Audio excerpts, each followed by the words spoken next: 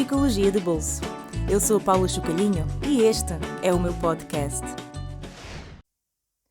Olá novamente. Bem-vindos, bem-vindas à segunda temporada do podcast Psicologia de Bolso. Sei que muitos de vós estavam desejando que esta temporada saísse, portanto, cá estamos nós de volta. Tenho aqui uns quantos episódios preparados para vocês sobre os temas que realmente os traz aqui ao meu podcast.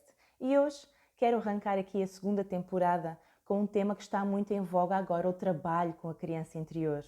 Cada vez mais se ouve falar neste trabalho da criança interior e eu hoje quero falar especificamente sobre a reparentificação da criança interior, que é a minha linha de trabalho hoje em dia. Gestão emocional e trabalho com a criança interior, com as feridas da criança interior, criança ou adolescente. Mas antes de mais explicar o que é isto, a criança interior afinal. Pois é, a criança interior são aspectos nossos, do nosso psiquismo, que estão guardados dentro de nós sob a forma de emoções, de traumas, de crenças limitantes, de sentimentos que ficaram de situações vividas lá atrás que para nós foram traumáticas de alguma forma ou nos marcaram, impactaram negativamente. Então, que situações podem ter sido essas? Quando os nossos pais nos deixaram no infantário, por exemplo, podemos ter experienciado a ferida do abandono. E lá está, quando eu falo nas feridas, nem sempre é aquilo que acontece, mas aquilo que nós percepcionamos. Neste caso, quando uma criança é deixada no infantário, ela não foi abandonada pelos pais, mas a criança pode sentir como abandono. Portanto, lá está, é a percepção da situação e nem sempre o acontecimento em si. Outra das situações pode ser com o nascimento do irmão ou de uma irmã, em que a mãe fica menos disponível para a criança de 2, 3, 4 anos e essa criança pode experienciar a rejeição, por exemplo, sentir que já não é o centro do universo, porque a mãe está ocupada com o novo bebê. Portanto, são situações que aconteceram connosco lá atrás e que de certa forma nos causaram dor. Nos causaram uma dor que muitas vezes depois se manifesta em crenças limitantes como não sou boa o suficiente, não sou bom o suficiente, não sou merecedor ou merecedora de amor. Os outros não estão disponíveis, não posso contar com os outros. E outras que tais. Portanto, quando eu falo aqui neste trabalho com a criança interior, é acima de tudo fazer esta reparentificação. O que é que quer dizer reparentificação?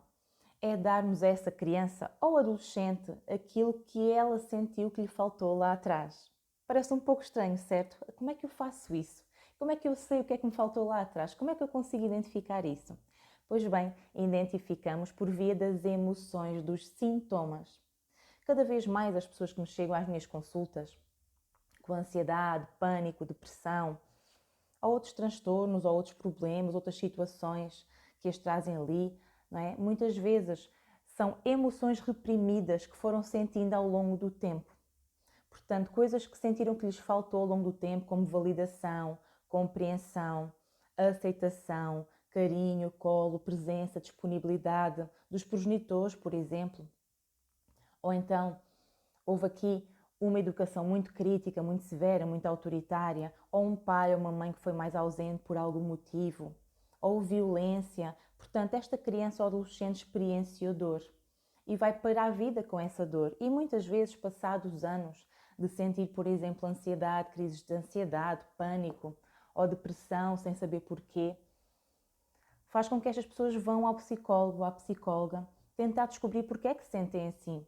Pessoas que têm o transtorno afetivo sazonal, por exemplo, que se sentem tristes na altura do inverno ou noutra altura do ano especificamente. E muitas vezes nós psicólogos vamos ver os padrões, vamos ver o que é que aconteceu em determinadas alturas que fez com que as pessoas mantivessem no seu corpo de dor, no seu corpo emocional, determinados registros e determinadas crenças que vêm desses registros, desses acontecimentos, dessas situações. Então, nesse caso, são identificadas então as feridas, os temas a trabalhar e muitas vezes vem tudo lá de trás da nossa infância, do que nós sentimos, do que nós pensamos, do que nós passamos a acreditar sobre nós, sobre os outros, sobre o futuro, sobre os relacionamentos, sobre o trabalho, sobre o sucesso, sobre o dinheiro, sobre a sexualidade.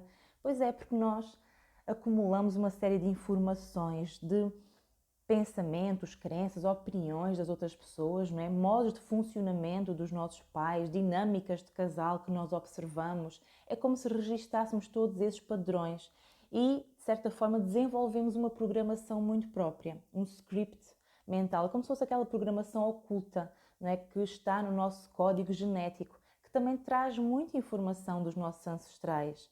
É como se recebêssemos também um legado psicoemocional da nossa família. Não recebemos então só características físicas, ou até de personalidade, ou vulnerabilidade a determinadas perturbações do âmbito psicológico, ou predisposição para desenvolvermos determinadas doenças. Não.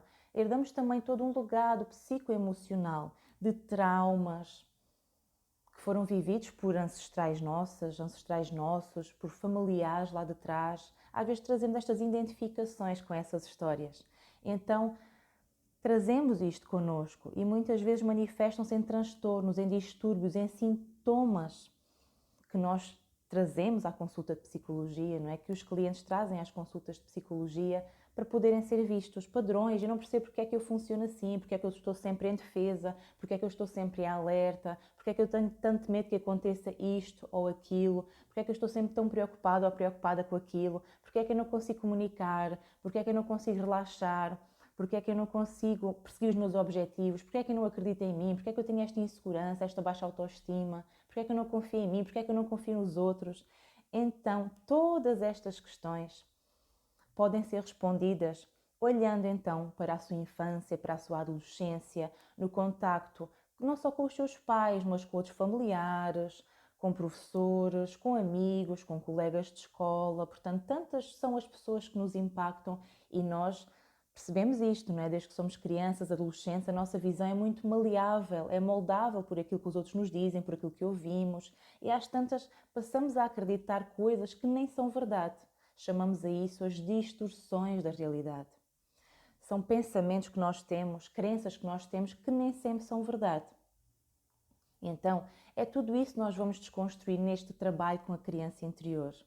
Mas estava eu há pouco a falar na reparentificação. Como é que se fazia isto, a reparentificação? No fundo, dar a esta criança, adolescente, o que ela sentiu que lhe faltou lá atrás. No fundo, é ser a boa mãe e o bom pai interno. Isto parece muito estranho, certo? Então vamos imaginar que a mãe não foi acolhedora. A mãe não foi nutritiva, era uma mãe pouco afetuosa, por exemplo, e que o pai ou era ausente, ou era castrador, ou era crítico. Então o que é que nos faltou? Acolhimento, colo, validação, aceitação. Então é isso mesmo que nós vamos fazer, porque muitas vezes aquilo que nos dizem lá atrás, como falam connosco, nós interiorizamos, internalizamos esse discurso e muitas vezes falamos connosco com essas mesmas palavras, com essas mesmas expressões. Então somos muitas vezes altamente autoritários connosco, castradores, críticos, autoexigentes. Não é? Então temos pensamentos como nunca fazes nada de jeito e não és suficiente, lá estás tu, olha lá, fazes sempre isto mal, és isto ou és aquilo, ou seja, de uma forma crítica, com julgamento. Então temos que desenvolver o discurso gentil e benevolente. Quando me perguntam o que fazer para melhorar a autoestima, há várias coisas que podem ser feitas, mas acima de tudo é mudar o discurso que temos connosco e no fundo é fazer esta reparentificação. Falar connosco de forma tranquila, gentil, compreensiva, validamos o que sentimos, validando o que sentimos. Por que é que fazia isso lá atrás, na nossa educação? Normalmente os nossos pais, com as melhores intenções, reprimiam as nossas emoções. Ou porque não sabiam lidar com elas, ou porque ficavam muito aflitos porque a criança, o bebê, o adolescente estava triste, estava com raiva. E muitas vezes não se sabe lidar com essas emoções, não é? E quando alguém não sabe lidar com as emoções dos outros, ou tenta distrair a outra pessoa, ou tenta reprimir, negar, desvalorizar, não é? Então muitas vezes quando somos crianças, choramos com raiva ou tristes, já passou, olha, toma lá a bolacha, olha, toma lá o brinquedo, olha, vamos nos distrair, olha, vamos ver não sei o quê, olha, a menina bonita não chora, não, menino bonito não grita, não faz uma fita, isso é feio, a mãe ou o pai ficam tristes por estás assim. Ou seja, também nos ensinam lá atrás que somos responsáveis pela forma como os outros se sentem, certo? Então muitas vezes temos dificuldade em dizer que não, em desagradar os outros, buscamos sempre a aprovação, Porque lá está, ensinaram-nos que nós temos que ficar preocupados com o que os outros sentem.